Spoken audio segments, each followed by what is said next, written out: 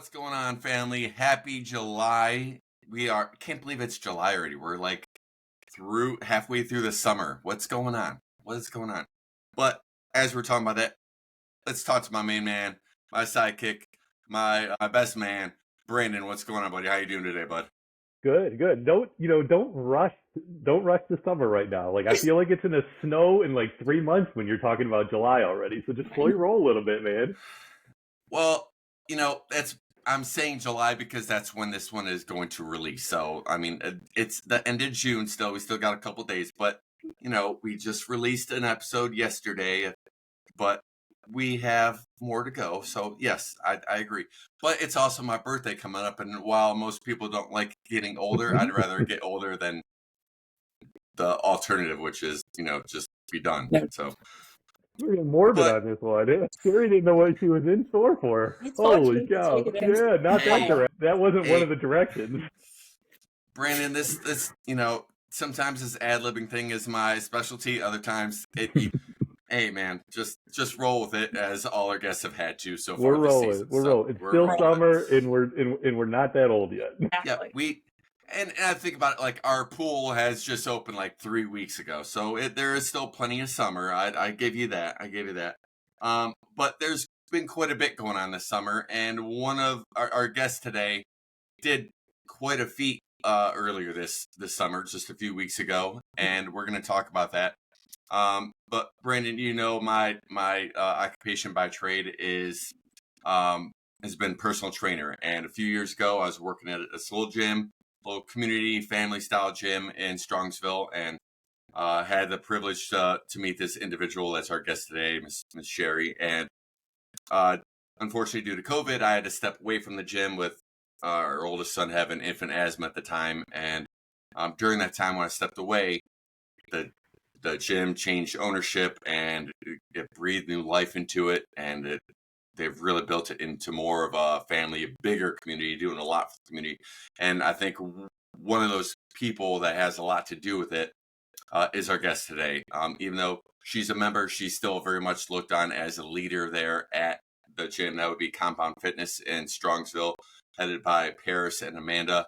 And what's up to everyone there at the Compound family, Compound community. But our guest today is a very wonderful, impressive, amazing Shari Cline-Maouri. How's it going today, Shari? It's going great. I'm excited to be here. We've been talking about this for almost a year. Here we are. It has been a year since you did your feat last year, and the first then time just around. Life gets in the way, things happen. Yeah. But you're here today, so it seems to kind of a common theme. One of our earlier guests said the same thing. This has been a long time coming, and so I'm glad we're getting around to it now. But Shari, I'm sure with the Compound community the way it is, we're going to have quite a few of the members listening in just to hear you and hear what you're talking about. Mm-hmm. And so for an icebreaker, what is a little known fact about you that probably a lot of the people in the Compound community wouldn't know about you? Well, in thinking about that, it's probably, and not many people know this, I've talked about it before in my past, but not many people know that I'm in the process of writing a book. So I am proclaiming now that I'm going to be an author, potentially a best-selling author. I mean, why not take it all the way up, right? So writing a book about my life and experiences. Manifest that. There we go. Right? There we go. From the back of the pack to the top of the mountain. So it's going to be about turning trauma into triumph. Man, I like all that. Hitting all the buzzes right now. Yep. I like it. Goosebumps. Yep. Love it. Love it. So Shari, let's say you got a good workout, you got a good workout going, something good happens, you finish a chapter of the book, you feel like you want to reward yourself. What's the way that you kind of reward yourself? You go with some maybe, food that normally wouldn't be in your diet, are you a retail shopper? Like, how do you reward yourself? Well, definitely. I'm not, food, it used to be. Back in the old me, food used to be my big reward, but, there's different things now. So honestly, probably my biggest reward is shoes, new tennis shoes. Without exaggeration, 32 pair. Every color. Do you stick with Wow. like a certain brand because they fit better, or are you kind of going with whatever catches your eye? It really depends on my activities. So my Solomons, are we allowed to talk about name brands on here? I'm not sponsored by Sure. anyone yet. We're sponsors, so go We're ahead. looking for Nike, All right. sponsors, yeah, so if they, Nike. yeah, So Dustin's Solomon is negotiating with Nike right now. Mountain. I do like Nike. Those are my casual shoes. there you I'm go. really into Flux footwear for my lifting shoes, and my Brooks Ghosts are always my go-to running shoes. And then anything else that's a really pretty color. So Nike has a lot of cool colors. Right. Now, I remember, if I remember correctly, in addition to Compound, or back when it was Fit Body, Good body, you yep. were also had a different kind of shoes for a different kind of workout you would go do. It Yes, was I the still have spring those. shoes. You Yeah, still the have kangaroo. those? You still do? Yeah, the kangaroo jump shoes. Still So do a lot of the kangaroo jumping, and I do. or I still do it. Yeah, not all the time, but I still do it. It's fun. I couldn't fit it in. Training to climb mountains takes a lot of time. So yeah, I don't get to do my fun workouts as much anymore. So compound is always that's my workout to start my day. Then I have mountain climbing. Then I have, jazzercise and kangaroo jump for fun. So my idea of fun has changed a lot over the years. Now, hitting on again, Compound and Fit Body, you have always been, from the time I was at Fit Body before, you've always seemed to be a prominent figure at the gym. Of course, your husband Mark has always been a runner as long as I've known him. What was your motivation and how you got started in fitness, like from the very beginning? So it's sort of funny because people who are there now, and like from when you met me, like I am a fitness person, I'm an athlete, but that is not who I was prior to 2017. So, prior to that, Mark and I both, we were raising our children, stressful jobs, we have 5 children together. So, 4 of them are 1 year apart. So you can imagine life was crazy. And we weren't really taking very good care of ourselves. We were taking very good care of them. And so we both, I was like 212 pounds. I don't know what Mark's exact weight was, but he was overweight too. And a friend at work challenged me to join this 5K with her in 2016. So we both went and ran a 5K. I use run very loosely for me because I ran the start and I ran across the finish. that was about it. But Mark found like he was like a natural runner. Like it was he did so well at it. So we started making small changes then, like just starting small changes in our diet, becoming more active. And a friend of mine, Jeff Hollow, you might know him from Fit Body and Compound Days, he was in a challenge at Fit Body because he used to do these 6-week challenges all the time. And he begged me to come to a class with him at 5:30 in the morning in February in the winter, so he could get a point to win this challenge because I'm a really good friend. And even back then, before I was really into fitness, I had a really hard time saying no to things. If you challenge me to something, I'm probably going to try it. So everybody knows that now. That's not necessarily a good thing. He invited me to this class. So I showed up to this class completely having no clue. I dreaded gym class in high school. Last person picked for the team always, and they didn't even still want to pick me then for good reason. It was not good.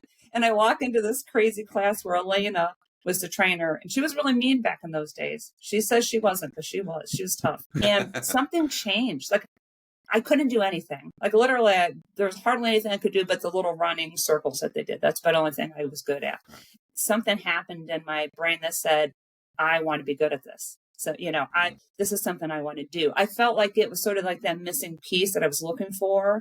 And my kids were old enough that I could leave and go to work out at 5:00 in the morning.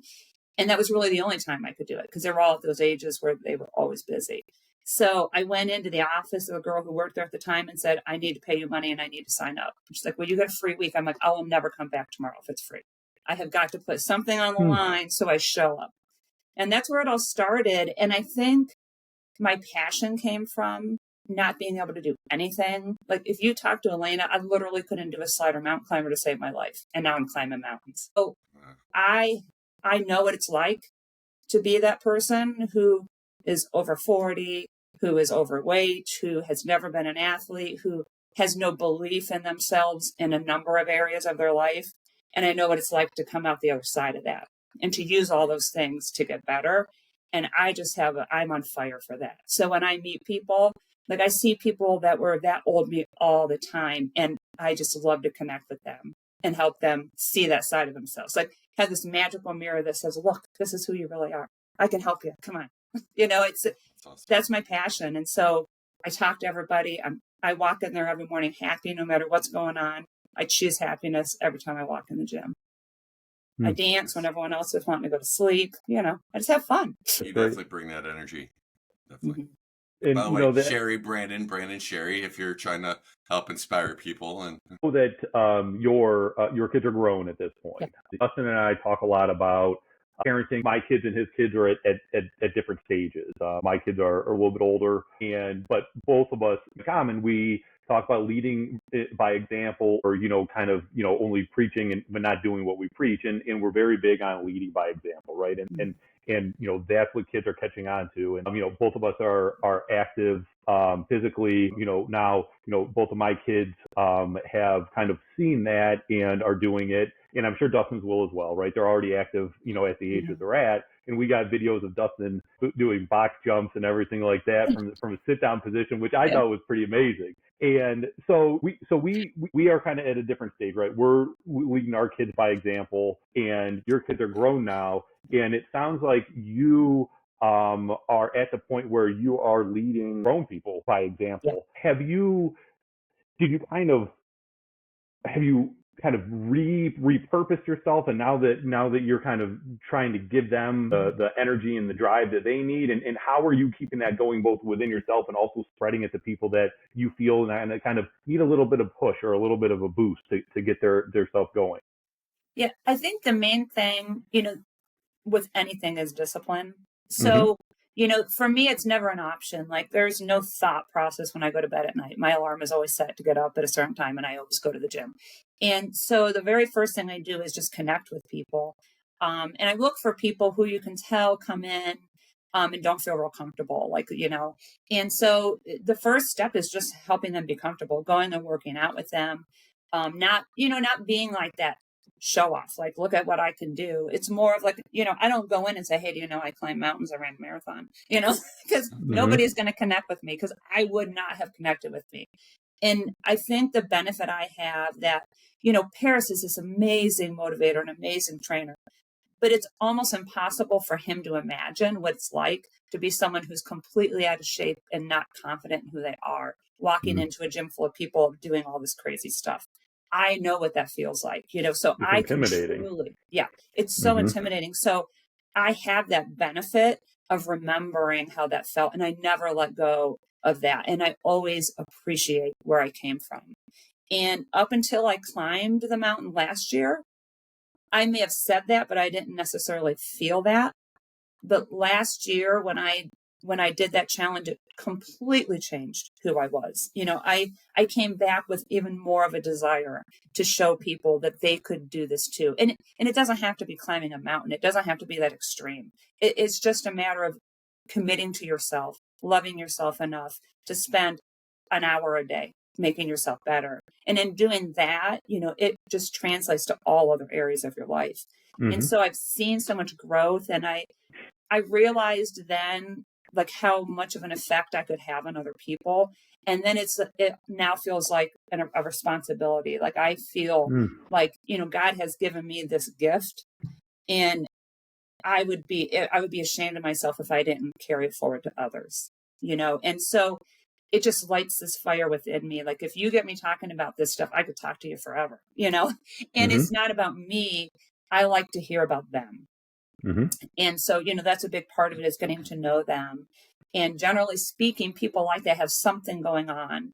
And so becoming that safe place where, you know what, you can tell me, it's safe with me, and let me take that from you for a little while. And now you go on without that burden. And that was really the whole theme of this last climb that I did, is trying to take a burden away from someone where they can feel that lightness, that hope. Yeah. And I'm going off my questions for a second, just because you're talking about taking that burden from them. You did an amazing thing on the climb this year, where I know you reached out to all the gym members and put it on Facebook, like, hey, if you have any prayer requests or anything, like, send it my way so I could focus on you and pray for you Yeah. while I'm making my ascent to the top. And so what made you decide to do that? And I know, and there was another, in addition to all those, there was also another special purpose behind your climb this time as well, Right. with that being your family. So if you want to share a little bit about that. Sure. So I knew after I made the climb last year, and I had a life-changing experience where, I describe it as I literally, when you do something that breaks you down completely, like the 12-hour walk is the beginning of that, where you become completely vulnerable. And that climb like broke me down to my knees, where I had no choice but to turn to the Lord and say, okay, I know you're trying to teach me something here. I don't know what it is, but I'm going to keep moving forward. And I had this amazing experience where I literally felt like I made peace with all the things in my past. Like, I won't say that, I revisited them specifically, but the little girl that I was ashamed of, the 212-pound version of myself that I hid from. Like I've really embraced those things. And I felt like the three of us together with God conquered that mountain. And so it changed me when I came back. Like I realized like other people need this, and not everyone has the privilege. And I consider it a privilege that I've been able to do this in my life now, to do this. So how else can I help them get there? So this year I knew it was going to be about something different, but I didn't know what it was. And every time I would go out to train, I would pray and pray. And like I had this feeling, and God's trying to move you towards something and you're trying to hear it, but you can't hear it. And about a month before the climb, you do a 12-hour day. So it's not like the 12-hour walk. It's a prescribed workout, but it's a 12-hour workout. And so within that workout, like you can talk to people, like people from the gym came and would do part of it with me. But I got this overwhelming feeling towards the end of it. I sent my husband home. He was worried about me. So it was getting dark. I was in the woods. I'm like, no, I'm here with God. Like, we've got some talking to do. I made everyone go home. In the last 2 hours, it was just me. And something told me to turn on my music. So I turned on my praise music. And literally, I was walking through the woods, talking to God, praising the Lord. I mean, I saw a couple people come by who probably thought I was crazy. But I was so into just that moment with God. And it just came to me clearly that this climb was supposed to be selfless. Like it could not be about me. It could not be about my ego. It could not be about getting a certain number of cents. It had to be for a higher purpose. And I had to be able to stay true to that no matter what. And my brother-in-law, John Maouri, passed away in November of last year, on November 1st. He had been a drug addict for over 20 years. Very bad drug addict, in prison, in jail. Like many times we didn't know if he was alive or dead. I saw the heartbreak that my mother-in-law went through, who's an amazing woman. And he got saved about 5 years before he died. A pastor basically came out and said, son, you can either turn to the Lord or, you're going to go elsewhere, but you don't have much time left. And his testimony is amazing. And he's like, yeah, I don't know that I believe that stuff. And he's like, well, I want you to think about it. He came back to church. He walked into church. Pastor prayed for him. He got saved. He went home. His demons were still there. Tried to get high. Couldn't get high anymore. Like literally God took it away. And he saved, God's literally saved him in all ways.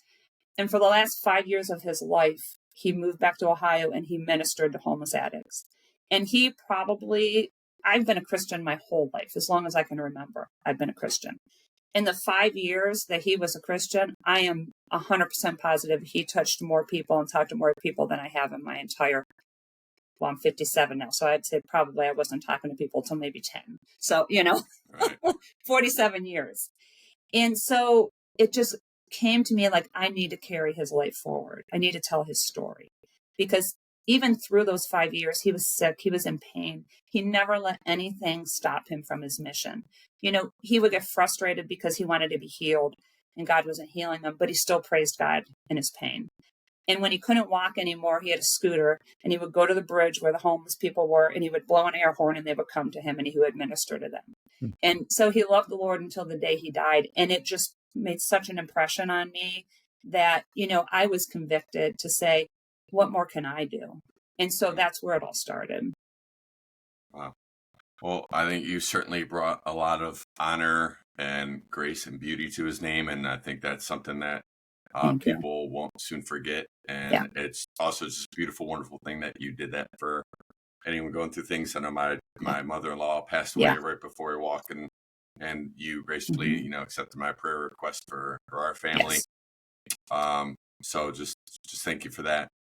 You're welcome. For those listening that maybe aren't familiar with Shari from the compound Mm. family and stuff, the mountain that she's talking about is she did the 29029 Everesting challenge.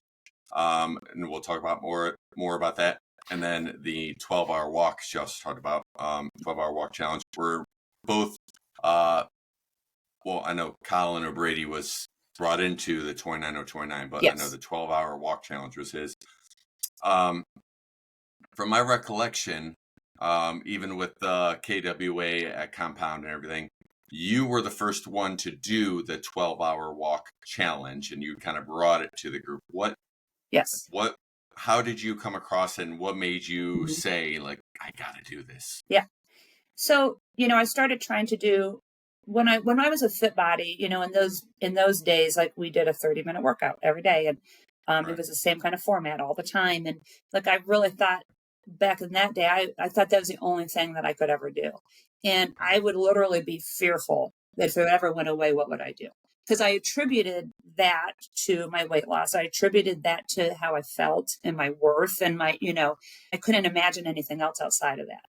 And when Paris took over with Compound, like he ever so slowly changed things. And before you knew it, like I'm touching barbells now and I'm running more and like everything changed. And suddenly I realized like I can do more than just this. Like I'm limiting myself to think I can only do this. And that's the one thing I love about Compound is they're not that kind of gym that says just stay here. We have everything. Like they want to build you up to do other things. So a friend, Tony, you probably know Tony Eplin. She hurt her knee. She was supposed to do this mammoth march in Cuyahoga Valley. It's a 20-mile hike. You have to do it in 8 hours. And she couldn't do it. And her sister was going to do it with her, and her sister didn't want to do it without her. So 2 weeks before the mammoth march, she was at the gym asking, hey, will someone take this? And Alicia, who's another girl I go to the gym with, said, I want to do it. And she looked at me. I'm like, I don't know if I want to do that or not. And so I'm like, oh, what the heck? I'll do it with you. So, we had no training. We were very naive to think that 20 miles in 8 hours in Cuyahoga Valley was no big deal. Like we run, like how big of a deal is that? It was a really big deal. We did it. And we had about 20 minutes to spare, but we paid the price. Like I got out of my car when I got home and Mark had to help me into the hot tub. Like it was like, and then again, when you do something hard and get through it, you're like, wait a minute. Now, what else can I do? If I train for Mm-hmm. this, I could do so much more than this. If I did that with no training. Mm-hmm. And she saw an ad for 29029 on Facebook after that. Because, if you talk about anything, it's going to show up on your social media these days. Yep. And she brought it into the gym and she goes, oh my gosh, we should do this. And I looked at it and like, I think I would do that, but Right. she didn't do it. Only I did it. So I went and researched it and I saw Colin on there. Calling her out. I know. I'm sure at some point I will get her to do it, but she did not do it yet. So I looked up the people who owned it, and for whatever reason, Colin O'Brady caught my attention. And I went on his website and I read his story. And his mother is really the one that inspired me even more than him.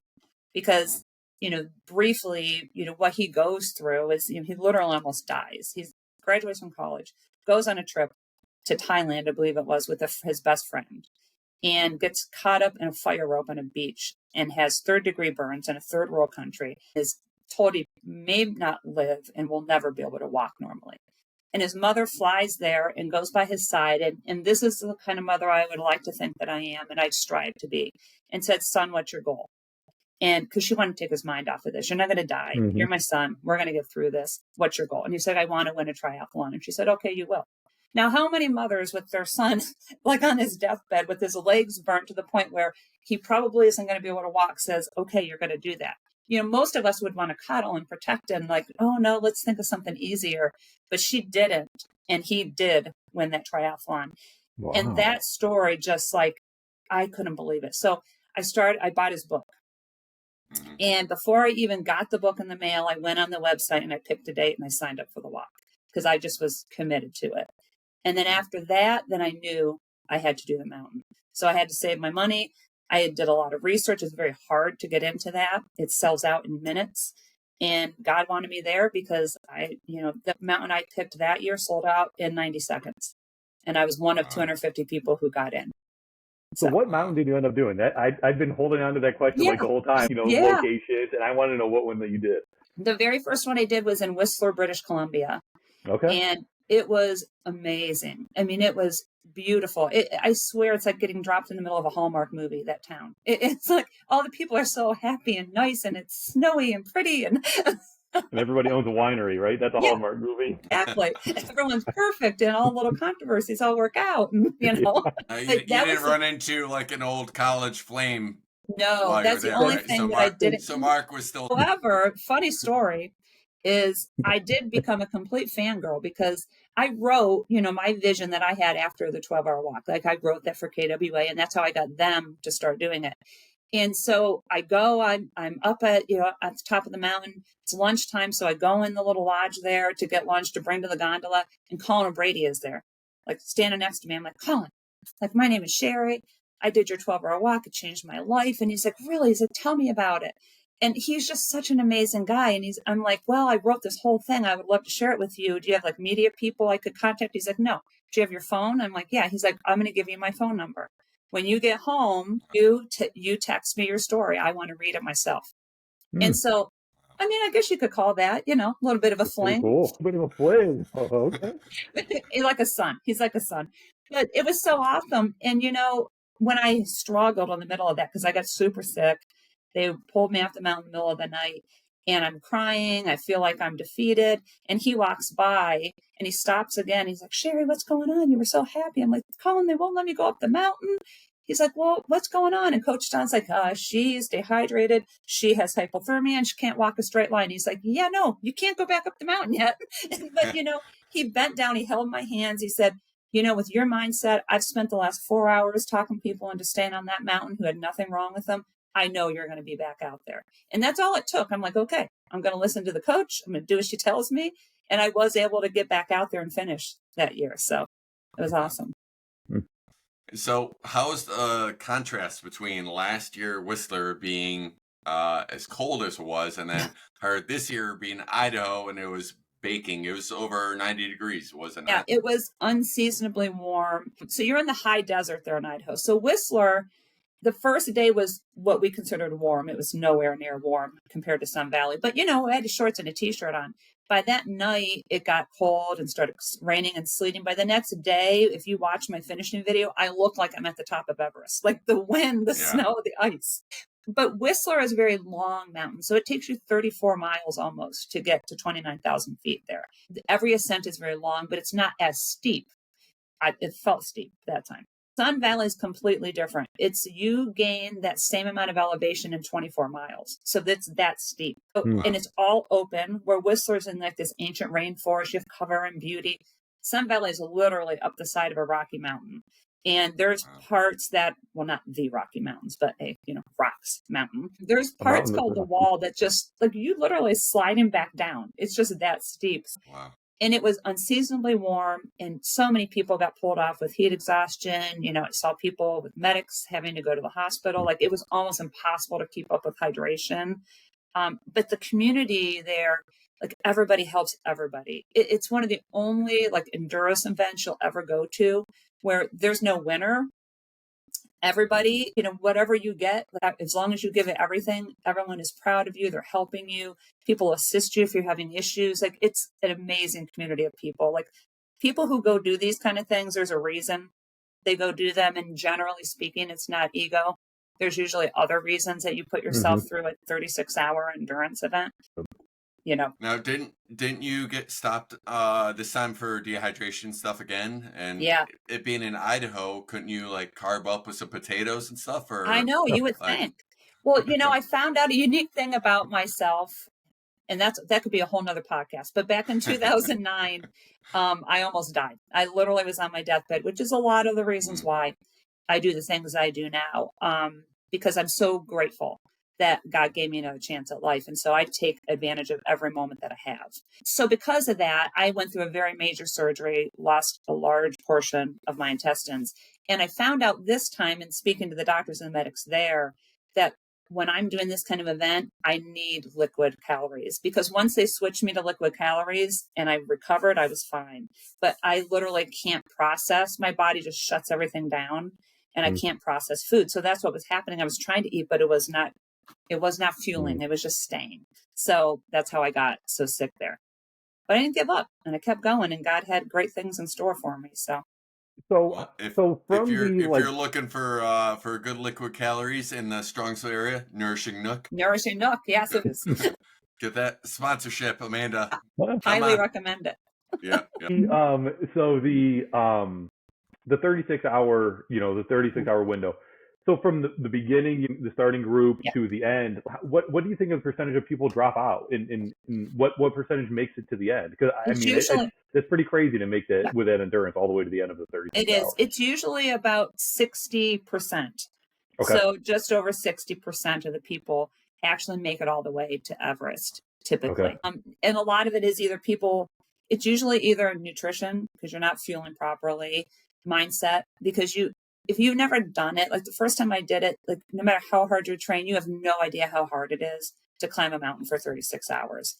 And because of that time, like if it wasn't that strict time limit and you could take some breaks and come back, it wouldn't be so bad. But it starts at 6 a.m. on Friday and it ends at 6 p.m. on the dot on Saturday. And if you haven't crossed the finish line, no matter how close you are, it doesn't count. So, it's a very mental challenge. I mean, you have to be physically strong, but it is really more mental than anything, learning to push past your mindset, learning, to dig deeper and use things that you have internally to keep you going. Having a big why is very important, because at some point your body is like, why? What am I doing this for? Like, I don't have to keep doing this. And a lot of people, they underestimate it, and then they get there and they just get tired in the middle of the night and they quit. That's usually when they'll go into sleep and then they don't come back out in time. So that's why I don't ever plan to sleep when I do them. A little bit of rest if I'm sick, and that's it. You and I have both done the 12-hour walk challenge. Now, again, my walk was very much inspired by you bringing it to the compound community. Thankful that I'm still on like all their Facebook stuff. It's awesome. What would you say for someone that is just now hearing about the 12-hour walk and that might be thinking about like, oh, maybe that's something I could do? Like, I don't know, maybe Brandon. I don't right. Exactly. You really should, Brandon. First, if I get started, how would I start? Well, I've got the book. I'd be happy to loan you. But the very first thing you should do before you even read the book is you should have enough faith in yourself to go on the website and schedule your walk. And that's really like the first step. You just commit to yourself you're going to do it. You pick a day. I went on right away and scheduled it on his website. Like, here it is. This is a day I'm doing it. You'll get communication from them. And then I read the book. So I really didn't even know exactly what I was getting into. But I really do think just, put some faith in yourself and put it on the calendar, and then read the book because the book is going to help first, and then just figure it out. Yep.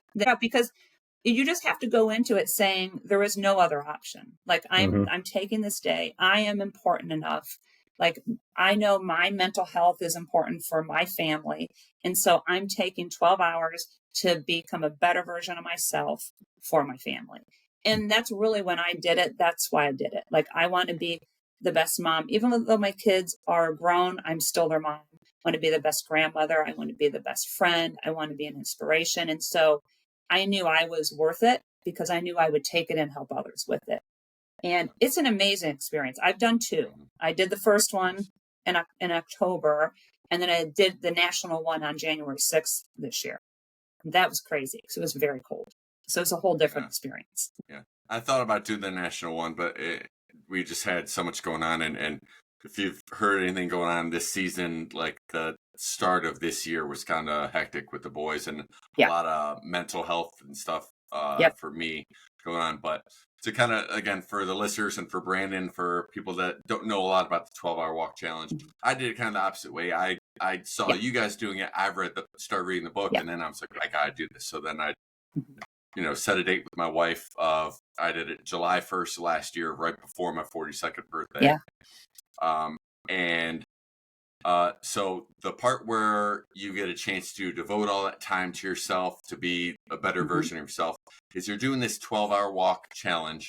And again, you don't have to walk the full 12 hours. You Right. can absolutely walk 500 feet, sit down for 30 Yeah. minutes, walk 500 feet, sit down for 30 minutes. But the big thing is you are not using your cell phone. You're not using music. You're not Yeah. using any kind of media. You're trying to limit any interaction with other people. Of course, if you have to stop in somewhere to use a Yeah. restroom or come across someone, be polite, say hi, but Mm-hmm. limit that interaction. But it's a chance to pray, Yes.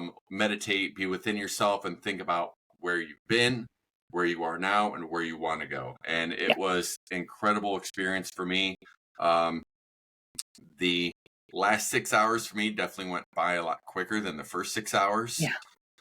Which is surprising because I felt like I moved slower the last 6 hours. Because my dogs were barking at the halfway point. Like I Same. had I to know. stop and massage my feet for Yeah. a good amount of time, and then I went to a playground that I usually take my kids to, and was just sitting there for another 30 minutes stuff, Mm-hmm. and then I doubled up my insoles, and then was off for a while and stopped maybe 2 more times, but it's a great experiment. Yeah. Experience. I think part of what happens, the first 6 hours, especially the first time you do it, like you're anticipating, like you're waiting, you have these expectations, and eventually you get too tired and your expectations change to appreciation.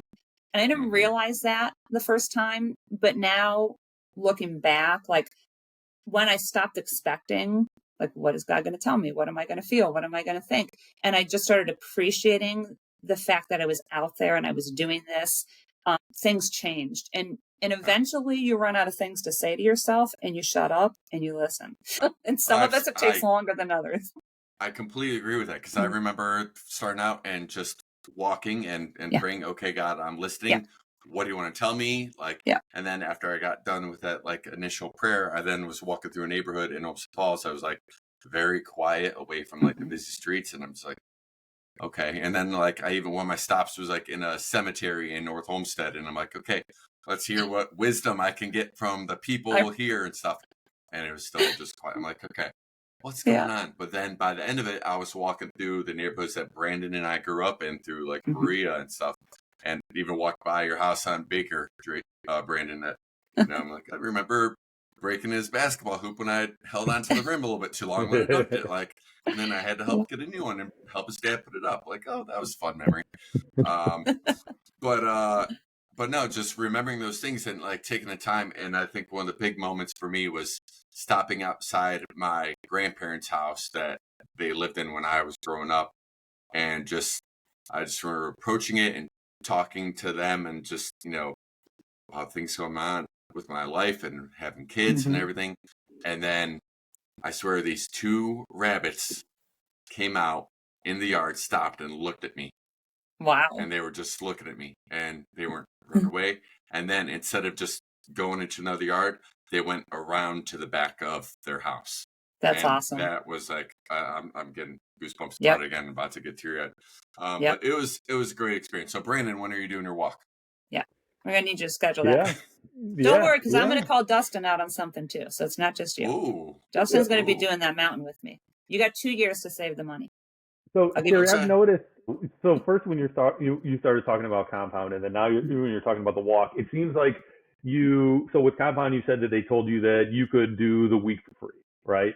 And then for the walk, some people had read the book first, whatever. Yeah. But both of those situations, you just kind of bit the bullet and signed up and then figured it out. Yeah. No procrastination there whatsoever. Is that a change that you've made in your life, or have you always been like that? Because I think that's big, right? It's because a lot of times people are always waiting for the perfect situation. Well, when my kids get older, I'm going to be able to do something like this or whatever, right? You always find a way to push it off or to not start. What made you just say, you know what, I'm just going to start doing things. I'll sign up for it and then I'll figure out what happens next. Yeah. I was not like that prior. My whole life, really, I spent taking care of other people, and I would always be like that for other people. So, I grew up in a very poor household. mental health issues with my parents. I was the mom of all my sisters. I took care of them. I took care of my mom. I always took care of other people. So I would always be there for them, to believe for them, to make things happen for them. But it wasn't until, I would say, the last maybe 15 years that I started being that for myself as well. So, looking back, like one of the things I talk about when I talk about tragedy to triumph is, looking at those things instead of looking back. Too many people spend time looking back like as a victim of things that have happened to them in the past. And I'm not saying that they weren't, and there's terrible things that happen to me and others, and it's a tragedy. But it's what you do with it. You can't continue to live in that. You use that to propel you forward. And that's my big thing. So once I changed my mindset to say, I'm not staying in those places anymore. I'm just saying, I don't know why they happened, but I know where I'm at now. And all the things I went through brought me here, and I believe in myself. And so there isn't something now that comes up that I say, oh gosh, I don't think I can do that. I don't give myself enough time to do that. So to me, just taking action all the time. So I'm going to do this. I'm going to sign up for it. I'm going to commit to it. I'm going to tell someone about it so that I'm holding myself accountable. And then I'm going to take the steps to figure it out and how to do it. Except for the Mammoth March. I had 2 weeks. I took no steps and I paid for it, but I still did it. Now I learned. Take the proper steps before you get there. It helps. And that's one of the things I love as a coach, and I know people have approached you about coaching them as well. Yeah. That a lot of people look at those past traumas, past failures, if you will, as something, okay, I didn't do this well. I'm a failure. I can't do anything. And I'm always one that's quick to point out, okay, no, this is not a history of your failure. Yeah. It's a pattern of your resilience. Exactly. You overcame with that. That was maybe one of your worst days or worst times you went through, but you are still here and you're moving and you're working to get better. And that's one of the things I love pointing out to people. It's not a history of failure. It's a pattern of resilience. I like and that. Brent, thank you. Yeah, I like that a lot. Yeah, I've had a lot of resilience in my life. So. And the big thing too is making people understand that they have the power. They have the power to choose what they think about. What you think about, what you give your energy to in your life is what grows. And it seems so simple, and it really is that simple, but it's pulling them out of that dark place to be able to see it. And sometimes you have to stand in the gap for them until they see it. Absolutely. Now, one thing I kind of mentioned earlier, and I'm cycling back to this question. Brandon was just asking about how you set yourself up for success, that you just are signing up, you're a student, you're taking the time. And I know one of the themes at Compound Fitness is Kaizen. Yeah. And so if I have a follow-up question, but why don't you go and explain what Kaizen means? Yeah. So Kaizen is actually a Japanese term. It was really coined by Toyota as a manufacturing process improvement thing. That's what it was originally. But what it means is continuous improvement. And it can be used in all areas of your life. It's not just in a manufacturing, in a company situation. So Paris started that as the theme of the gym. So, really soon after he took it over, where our goal is to continuously improve. Like if you think about it, if you improve 1% over and over and over, like where will you be in 6 months? Where will you be in a year? And so that's what all of our focus is on, is what can we do to continuously improve all areas of our life? And that's really what the Kaizen Warriors are about, which I'm a big part of now, is all areas of our life, not just fitness, nutrition, mindset, spirituality, like to really focus on little by little, getting just a little bit better every day. It's not so overwhelming. When you have 100 pounds to lose, it's overwhelming. When you're taking 2 pounds, okay, I can do 2 pounds. Then I can do 2 pounds. Climbing a mountain is overwhelming. So you start with the 5-mile walk, and then you add, and eventually you get there. It's just those small little things, those small little changes that compound over time, which is compound fitness. But I was watching something the other day, and there's a guy that's kind of talking about the same thing. So he was growing up, and his dad was an alcoholic, and he stopped drinking. He was asking his dad, how long are you going to keep this up? And he goes, well, son, I'm going to go one more day. I'm going to go one more day. And then it kind of came full circle, and the son started his own business. And he was talking to his dad about how he thought he was going to stop doing it because it was just too much. He was exhausted. He wasn't making enough money. And the dad kept telling him, one more day, just make it one more day. And now he's got a very successful business. But like you said, it's just keep going. One more day, take it one more day, and see what happens the next day.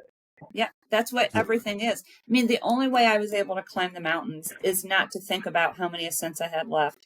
And I think that's why most people struggled at nighttime on the mountain, in both mountains. On both mountains, I excelled at the nighttime. And I think it was because I couldn't see anything except for what was right in front of me. Like, you have a headlamp, it's pitch black, you're on a mountain, and all I can see is a step in front of me. And I'm not even thinking about anything else besides the step in front of me. I'm not looking up to say, oh my gosh, I've got this. And that carries over into all areas of life. Focus on the step in front of you. Focus, if you focus too far down the road, you get overwhelmed and you quit. Yep. Absolutely. So again, the Kaizen Warrior Alliance, that's an extra group that comes from Compound that you guys meet and talk about all aspects of improvement. And then you have the community of the 29029 that have all come together and support each other. So time and time again, history has shown big things can happen when people work together. What has been the biggest transformation you've seen, either for yourself, aside from climbing a mountain, or within the group? And obviously, keep anonymity if you don't want to name names of anyone in the group, but kind of give a chance to give them a shout out and recognize, like, hey, I see you and stuff, like things you've seen within one of my favorite ones to think about, and this was before KWA started. This is when, in the very beginning, when Paris was talking about doing this, we had a girl who came to the gym, and her dad was like an athlete and her brother was an athlete, and she always felt inferior to them. But she showed up every morning, and I would irritate the heck out of her because she's not a morning person. And she would lay there and be like, what is wrong with you? Why are you talking? Why are you dancing? But eventually we got to be friends, and I'm like, come on, you can do this. You can do this. And we signed up. There was a group of us ladies from the gym who decided to sign up for the Muddy Warrior Princess Run at Berea Fair Park. She didn't want to do it because she didn't think she could. And I said, I promise you, you can. And I promise you, I will stay with you through the whole thing, till the end. I will be here and you will get there. Her dad showed up, her brother, her husband, her son. She had a little boy, he's like 4, adorable. And she started freaking out. Like, oh my God, I'm like, you're not going to fail. I said, listen, I don't put my name on anybody who's going to fail. And I put my name on you. We are in this together. Wow. And so when a lot of the other people, like, she couldn't run very fast and they were ahead of us, I'm like, don't look at them. We're not worried about them. There's no prize for first place. We're going to finish. And I promise you, we're going to run across the finish line. And so, it was an amazing thing to watch. Like, every obstacle that she got through, she got more confident. She got more confident. And the very last obstacle, and her name's Amanda. I'm not going to say her last name, but if she listens to this, she'll know who she is. And so will a lot of the ladies at Compound, because they were there to witness it. The very last obstacle, you had to climb up a very tall, probably 20 feet, like, ladder, and then down a net, and then run to the finish line. We got on there and she was freaking out. And I was like, listen, everyone's watching us now. We got this. I don't want you to look down. I want you to look at me. I'm going to go ahead of you, and you just follow me up here, and don't look back and don't think about where we're at. And we're going to get through this. And we got up and we got over and we held hands and ran across that finish line. And I've got the most amazing pictures of us, her just in tears. Like, it was one of the best days of my life, seeing her accomplish something in front of all these people that loved her and were proud of her. It was amazing. And that is really where I found my ministry that day. Like, I always knew I liked that, but that day is when I said, this is where God wants me. He wants me with people who don't believe in themselves. And it's just gone from there. There's so many stories. And one of my favorites is Tony, my friend Tony. She's one of my very best friends. Love Tony. She's an amazing woman. And when I first met her, she just had no clue how inspirational she was. Like, she would doubt herself. She would, but nobody else knew that about her. Everyone else looked at her as this amazing person. And, she made it to Deca Worlds last year. She was only one of 2 people from our gym who made it. And she was in the first level. She wasn't the second level. And so my best friend Teresa and I and Tony all went to Dallas. And she was freaking out. She doesn't really travel a whole lot. She had imposter syndrome. She didn't feel like she belonged there. And that was one of the best weekends Teresa and I, all we did the whole weekend is support her, love her, keep her upbeat, build her confidence. And she went out there and did amazing. And if you ever, I don't know if you watched the live stream of me doing it. I watched her. That were, half her age, that she was smoked them. I mean, and you and Teresa could hear you cheerleading through the whole thing. Just amazing. So it was very inspirational watching that. So there's nothing better. Like, it's one thing to accomplish a goal for yourself, but I will promise everybody out there, when you can help someone else do something that they've never done before and didn't think they could do, it will be so much more rewarding than any medal and any red hat that I could ever get for myself. It is to help someone else get there. It's an amazing feeling. So you got the book that you're working on. What else do you got in the works here? Are you going to have a workbook to go with that book? Or yes, I have visions. When's that coaching and speaking tour still? Exactly. Paris and I joined him in KWA last year. When I came back from the mountain, I felt lost. It was the craziest feeling. Like, I came back and I changed. I didn't feel like I fit in anywhere anymore. Like, what am I supposed to do? When God has this big calling on your life, but you can't quite figure it out. And so I called Paris one day. I'm like, Paris, I know that you know what it feels like not to feel like you fit in somewhere. I need to talk to you. So we put our rucksacks on and we went and rocked for an hour around the gym. If you don't know what a rucksack is, a backpack with the weight in it. And we do that a lot at Compound. So, and talked, and I told him, like, this is how I'm feeling. And he's like, you need to help me with KWA. And that's how it started. That's how I became one of the leaders there. And poor Paris, I've sort of taken it over this year. Sure, he doesn't get a lot of say in it, but he's there. He's supporting it. And it's amazing. So I've got that going on, and we plan to take that outside of the gym. It's an amazing thing that we're putting together, working with people on their mindset, getting out of their comfort zone. We do community service projects. And from there, I truly see, after my book comes out, that I'm going to be on stages, holding workshops, working with, I see more women, but I'm not opposed to working with men too, but helping people overcome trauma. It doesn't matter how old you are. I'm 57 and I'm climbing Mount Kilimanjaro in February. You can do it. Anyone can do it if they want to. And it doesn't have to be that big. It could be a 5K. It could be coming to a gym 3 days a week. It could be, you don't have to have these big things to feel accomplished. But I will tell you, it's contagious, because once you start accomplishing things, you want to keep going. Yep. So absolutely. That's why I'm climbing Kilimanjaro. Isn't Kilimanjaro the ascent you reached on this 29029? No, that was Aconcagua. So Kilimanjaro, Aconcagua is next in line to Everest and then Kilimanjaro. So Kilimanjaro is in Africa, in Tanzania. No, I meant as far as your sense, like they showed the levels I climbed. Kilimanjaro was my friend Julie, who I met there. Like, God sent me there for Julie. That, I realized that when I was there. He sent me there for us to meet. She's a 29-year veteran. And I won't share her story, but she was in a point in her life where she needed something. She was getting ready to turn 60 and not, and that's what happens a lot of times to men and women. You get to an age and all of a sudden your glory days are over, and like, who am I and what, and so she was there to try to accomplish something. And together we were able to get her to Kilimanjaro, which was amazing, because that was further than she thought she would be able to go. Okay. So, yeah. Awesome. Yeah, it was awesome. I can't thank you enough for being here, sharing your story, sharing all your wisdom. It's my pleasure. Very much look forward to having you on again when that book is released, to do talk about that, and just continuing to be you and just spreading that love, that joy, that passion, and that encouragement that you have for everyone. So thank you so much for being here today. Thank you, and start saving your money, Dustin. You got mountains to climb. And Brandon, you have a 12-hour walk.